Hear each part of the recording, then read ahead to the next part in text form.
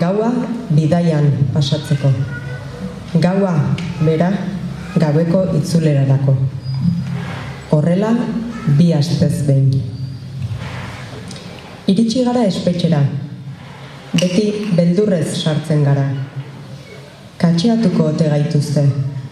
Aurrari zer edo zer esango ote diote. Aiztondo baiaran dauden 5 presoak. Penintsularen punta bakoitzera. Galiza, Andaluzia eta Valentziar erkidegora urrunduta. Asteburu oro milaka eta milaka kilometro egitera behartuaz euren senideak. Arrisku nabariaz gain, sekulako alegin ekonomikoa eskatzen du. Eta bereziki, preso horiek seme-alabak dituzten kasuetan, bikoiztu egiten da ankerkeria. Bigarren atea. Ara, aspaldi ikusi ez nuen senidea ere, hemen da.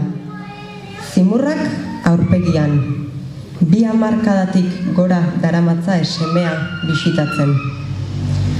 Urteak dira aske behar zuela euren legea aplikatuz. Baina Frantzian betetako espetxe urteak ez dizkiote kentzen.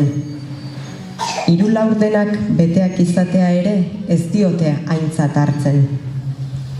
Zer espero daiteke bere legedia ere betetzen ez duen estatu batetik.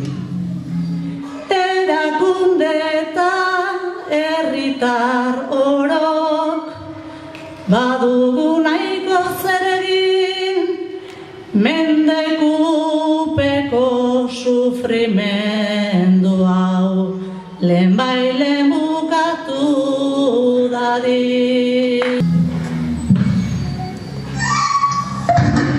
Azken atea, orain bai, bagoaz bisfamiliarrera.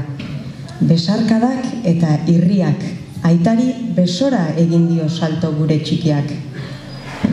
Aita, noiz arte? Galdetu dio txikiak. Besarkada batekin eman dio erantzuna. Poliki eta kontuz joan, esan dit belarrira agurtu aurretik. Beste 1000 kilometro. Beste gau bat bidean. Motxilatik ipuina atera eta irakurtzen hasterako lo hartu du. Baina gero eta astunagoa egiten ari zaio asteburua bidean pasa beharra. Gero eta astunagoa zaigu motxila. Noiz arte?